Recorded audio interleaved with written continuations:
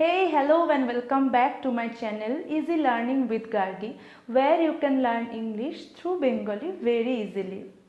আমরা কিন্তু আমাদের আগের ভিডিওতে আলোচনা করেছি সেন্টেন্স ফর্মেশন নিয়ে। সেন্টেন্স তৈরি হতে গেলে এসভিও মেথড অ্যাপ্লাই করতে হয়, মানে সাবজেক্ট ভার্ব অবজেক্ট। এছাড়া একটা সেন্টেন্স স্টার্ট করতে গেলে ক্যাপিটাল লেটার দিয়ে স্টার্ট করতে হয়, এন্ডে পাঞ্চুয়েশন মার্ক থাকে, এই সমস্ত নিয়ে আমরা কিন্তু আলোচনা করেছি। যারা ভিডিওটা দেখোনি তারা কিন্তু ডেসক্রিপশন বক্সের লিঙ্ক থেকে ভিডিওগুলো অবশ্যই দেখে নিও।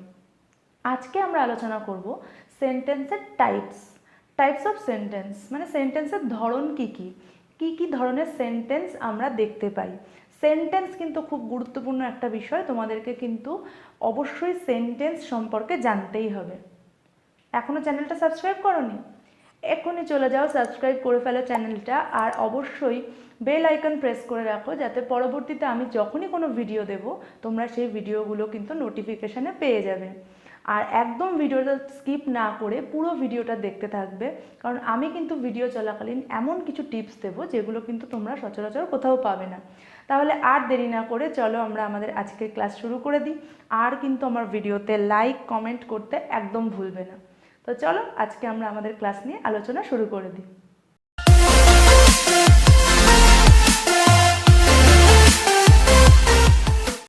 So classified by their purposes, there are 4 types of sentences. আমরা কিন্তু সেন্টেন্সের টাইপ নিয়ে আলোচনা করছি। টাইপ কথার অর্থ হলো ধরন, কি ধরনের সেন্টেন্স আমরা দেখতে পাই। তো দেখো বলেছি টাইপস অফ সেন্টেন্সেস, কি ধরনের সেন্টেন্স আছে। ডিক্লারেটিভ অর অ্যাসার্টিভ সেন্টেন্স, যেগুলো কিনা বর্ণনামূলক, কোনো কিছু বর্ণনা করে। আমি আসছি ডিটেলে, আগে আমি 4টে ভাগ দেখিয়ে দিই। Next interrogative sentences, next imperative sentences and exclamatory sentences. এবার আমরা দেখি এইগুলো আসলে কি বলতে চাইছে। ডিক্লারেটিভ সেন্টেন্সকে আমরা কিন্তু অ্যাসার্টিভ সেন্টেন্সও বলতে পারি। পেন আর পেপার নিয়ে নিশ্চয়ই তোমরা বসেছো, তোমরা অবশ্যই এগুলো কিন্তু নোট ডাউন করা শুরু করে দাও। তো ডিক্লারেটিভ সেন্টেন্স কোনগুলো? যেগুলো বর্ণনামূলক বাক্য, কোনো কিছু বর্ণনা করে, কোনো কিছু বলে। That gives statement. Declarative sentences gives statement.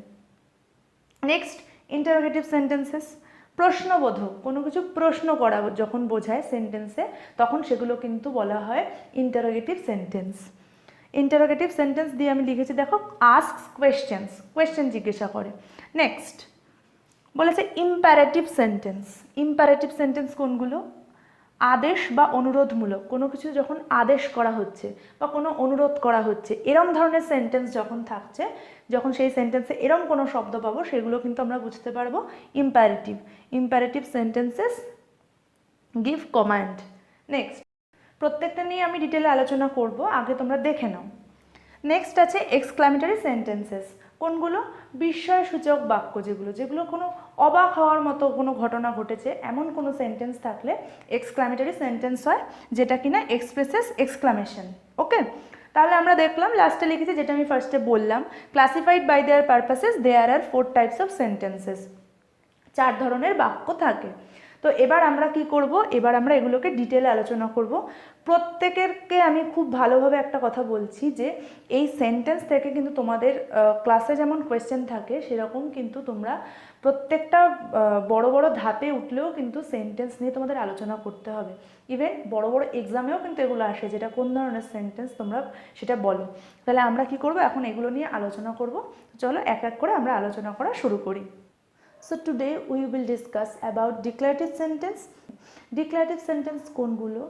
That expresses an opinion or gives a statement. কেমন? কোনো কিছু ডিক্লেয়ার করে, it declares something. কোনো কিছু আমাদের কাছে বোঝায়, বর্ণনা করে যে হ্যাঁ এই কাজটা হয়েছে বা এটা হয়, সাধারণত এটা ঘটে থাকে। ঠিক আছে, তো দেখো আমি কি লিখেছি। It expresses an opinion, কেমন? একটা মতামত প্রকাশ করে। This sentences make a declaration or statement, যেমনটা বললাম কোনো ডিক্লেয়ার করে কিছু, অথবা স্টেটমেন্ট কোনো কিছু বিবৃতি প্রকাশ করে। It uses all tenses like present, past and future. Present টেন্সেও কিন্তু হয়, পাস্ট টেন্সেও কোনো কিছু ঘটে গেছে তখন ডিক্লারেটিভ সেন্টেন্স সম্পর্কে আলোচনা করা যায়, এবং ফিউচারে কিছু ঘটবে সেরকম সেন্টেন্সও কিন্তু এই অ্যাসার্টিভ অথবা ডিক্লারেটিভ সেন্টেন্সের মধ্যে আমরা খুঁজে পাই। It ends with a full stop, punctuation mark কী থাকবে? ফুল স্টপ থাকবে। এন্ড হবে কি দিয়ে? ফুল স্টপ দিয়ে। আমি তোমাদের কাছে একটা এক্সাম্পল বললাম, ধরো আমি বললাম মাই নেম ইজ গার্গি। আমি তোমাদের কাছে একটা স্টেটমেন্ট দিলাম যে আমার নামটা হলো গার্গি। এবার আমি যদি তোমাদের বলি মাই নেম ইজ গার্গি, ঠিক আছে, তাহলে এখানে এরকমভাবে বলার মতো কিন্তু কোনো কথা হয়নি। বা wow my name is Gargi, মানে আমি হঠাৎ অবাক হয়ে গিয়ে বিস্ময় সূচক একটা বাক্য প্রকাশ করে ফেললাম যে ওয়াও, এরকমও কিন্তু কিছু না। অথবা মাই নেম ইজ গার্গি, কোনো কি কিছু জিজ্ঞাসা করছি, তাও কিন্তু না। তাহলে এখানে আমি যেটা পাচ্ছি সেটা আমি জাস্ট সিম্পল একটা স্টেটমেন্ট তোমাদের সামনে তুলে ধরলাম যে আমার নাম হলো গার্গি। তাহলে এই সেন্টেন্সে দেখো মাই নেম ইজ গার্গি, আমি যদি সেন্টেন্সটা লিখি এটা এন্ড করব কি দিয়ে? একটা ফুল স্টপ দিয়ে। মানে আমি একটা ঘটনা বলতে চাইলাম তোমাদের কাছে, বা একটা স্টেটমেন্ট বা একটা ডিক্লারেশন দিতে চাইলাম, ডিক্লারেশন দেওয়া কমপ্লিট, আমার সেন্টেন্সও কমপ্লিট। এই ধরনের সেন্টেন্সকে আমরা বলবো ডিক্লারেটিভ সেন্টেন্স। কেমন? এবার কতগুলো এক্সাম্পল আমি লিখেছি, এগুলো নিয়ে আমরা আলোচনা করি। দেখো, হিজ নেম ইজ সুজয়, আমি একটা স্টেটমেন্ট দিলাম, স্টেটমেন্ট তুলে ধরলাম, হিজ নেম ইজ সুজয়, ওর নাম Sujoy. He is a carpenter, ও একজন কাঠের মিস্ত্রি, কেমন? কাঠের কাজ করেন। The sun rises in the east, সূর্য পূর্ব দিকেই ওঠে। তুমি ওকে রিকোয়েস্ট করলে বা অর্ডার করলে, কোনো কিছু করলেই ও কিন্তু পূর্ব দিক ছেড়ে অন্য কোনো দিকে উঠবে না। আই ক্যান প্লে পিয়ানো, আমি পিয়ানো বাজাতে পারি। আমি একটা ওপিনিয়ন দিলাম বা আমি একটা ডিক্লেয়ার এটা করলাম যে আমি কিন্তু পিয়ানো বাজাতে পারি। দেখো প্রত্যেকটা সেন্টেন্স কিন্তু ফুল স্টপ দিয়ে এন্ড হয়েছে, কেমন? তাহলে ডিক্লারেটিভ সেন্টেন্স কোনগুলো? যেগুলো কিনা আমরা কোনো কিছু ডিক্লেয়ার করব, কেমন? এবার আমরা দেখি ডিক্লারেটিভ সেন্টেন্সকে কিভাবে ভাগ করা যায়। বেশিরভাগ জায়গায় দেখা যায় যে আলাদা করে এই পজিটিভ বা এই যে নেগেটিভ যেগুলো আমি বোর্ডে লিখেছি আলাদা করে বলা হয় না। তো তোমরা দেখে হঠাৎ করে ভাবো যে এটা আবার কোথা থেকে এলো, পজিটিভ আবার কোনগুলো? আমি তো এতদিন ডিক্লারেটিভ জানতাম, অ্যাসার্টিভ জানতাম, তো এখানে এগুলো কোথা থেকে এলো, এই অ্যাফার্মেটিভ কোথা থেকে এলো, কোনটা অ্যাফার্মেটিভ কোনটা অ্যাসার্টিভ? আমাদের কিন্তু ভুল হয়ে যায়। তাই আমি কিন্তু চেষ্টা করছি তোমাদের কাছে এগুলো তুলে ধরার, যাতে পরবর্তীতে তোমাদের আর কোনো রকম কোনো এগুলো নিয়ে কনফিউশন না হয়। চলো আমরা আলোচনা করে নিই। ডিক্লারেটিভ অর অ্যাসার্টিভ সেন্টেন্স, যেটা নিয়ে আমরা এতক্ষণ আলোচনা করছিলাম, সেটাকে আমরা দুভাগে ভাগ করি। একদম ভয় পাওয়ার বা ঘাবড়ানোর কিচ্ছু নেই, খুব সোজা, এগুলো খুব সোজা। জাস্ট একটু ভালো করে খেয়াল করো তোমরা, কেমন? দেখো কিভাবে ভাগ হয়। পজিটিভ অর অ্যাফার্মেটিভ, যেটাই পজিটিভ সেন্টেন্স সেটাই কিন্তু অ্যাফার্মেটিভ সেন্টেন্স, ভুল করো না। বাংলায় আমরা বলি হ্যাঁ বোধক, যেই সেন্টেন্সে হ্যাঁ বাচক কথা আছে, যে হ্যাঁ বোঝাচ্ছে। আর কি? নেগেটিভ, না বোধক বাক্য, কেমন? পজিটিভ কোনগুলো? আ সেন্টেন্স দ্যাট অ্যাফার্মস সামথিং, কোনো কিছু অ্যাফার্ম করে, হ্যাঁ বোঝায়, সেগুলো হলো পজিটিভ বা অ্যাফার্মেটিভ সেন্টেন্স। এক্সাম্পল দিয়ে আমি দেখাচ্ছি, দেখো, আই লাইক সুইটস, আমি মিষ্টি পছন্দ করি। আমি এমন একটা সেন্টেন্স বললাম, এটা কিন্তু এন্ড হয়েছে ফুল স্টপ দিয়ে, দ্যাট মিনস এটা declarative sentence.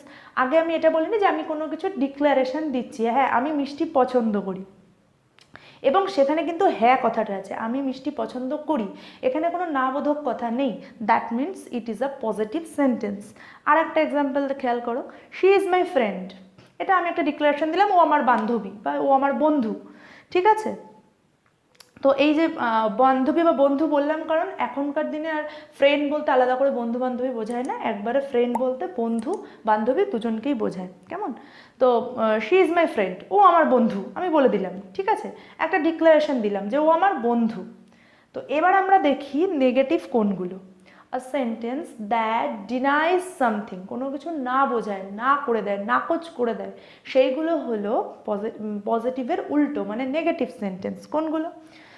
I do not like sweets, কথাটা বলতে আমার খুবই খারাপ লাগছে, আমি একেবারেই মিষ্টি অপছন্দ করি না, যাই হোক আমি সেন্টেন্স বোঝানোর জন্য লিখেছি I do not like sweets. একটু ভালো করে খেয়াল করো, আই লাইক সুইটস, আমি মিষ্টি পছন্দ করি, আমি কিন্তু এখানেও একটা ডিক্লারেশনই দিয়েছি, I do not like sweets, আমি মিষ্টি পছন্দ করি না, কিন্তু এই সেন্টেন্সের মধ্যে একটা নেগেটিভ ওয়ার্ড আছে, কোনটা? নট, না, পছন্দ করি না, আমি মিষ্টি পছন্দ করি না। Next, she is not my friend, সে আমার বন্ধু নয়, ও আমার বন্ধু নয়। বসেছিলে দুজন পাশাপাশি বেঞ্চে, গল্প ভালোই হচ্ছিল, যেই একটু ঝগড়া হলো অমনি একটা নেগেটিভ সেন্টেন্স চলে এলো, না ও আমার বন্ধু না, তাই না?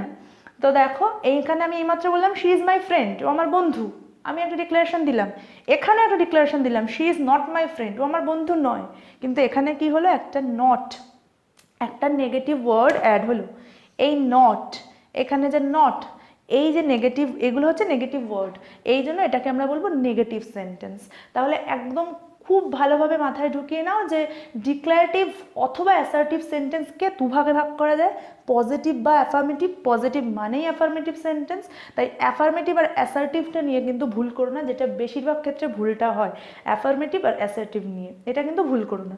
আর এই অ্যাসার্টিভ বা ডিক্লারেটিভেরই আর একটা ভাগ হচ্ছে নেগেটিভ সেন্টেন্স। কেমন? তো আমরা মোটামুটি ডিক্লারেটিভ সেন্টেন্স নিয়ে আলোচনা করলাম। যদি কারোর কোনো জিজ্ঞাসা থাকে কমেন্ট বক্সে অবশ্যই জানিও। আর তোমরা আরও এরকম এক্সাম্পল পজিটিভ, নেগেটিভ বা টোটাল ডিক্লারেটিভ সেন্টেন্স নিয়ে কিন্তু নিজেরা খাতায় লেখো। আর এছাড়াও কিন্তু আমি লাইভ এক্সারসাইজ দেবো, সেগুলোর জন্য তোমাদের কিন্তু ভিডিওগুলো দেখতে হবে। তো ফ্রেন্ডস, কেমন লাগলো তোমাদের আজকে আমার ক্লাস? আমাকে কিন্তু কমেন্ট বক্সে অবশ্যই জানিও। আজকে আমি শুধু ডিক্লারেটিভ সেন্টেন্স নিয়ে আলোচনা করলাম। নেক্সট ডে আমি কিন্তু ইন্টারোগেটিভ সেন্টেন্স নিয়ে আলোচনা করব। তোমাদের সবাইকে কিন্তু ভিডিওগুলো পুরোটা দেখতে হবে, একদম স্কিপ করা যাবে না, তাহলে কিন্তু তোমরা সেন্টেন্স নিয়ে খুব ভালোভাবে ডিটেইলে শিখতে পারবে। তো আজকের মতো আমি আমার ক্লাস এখানেই শেষ করছি। তোমরা প্রত্যেকে ভালো থেকো, সুস্থ থেকো।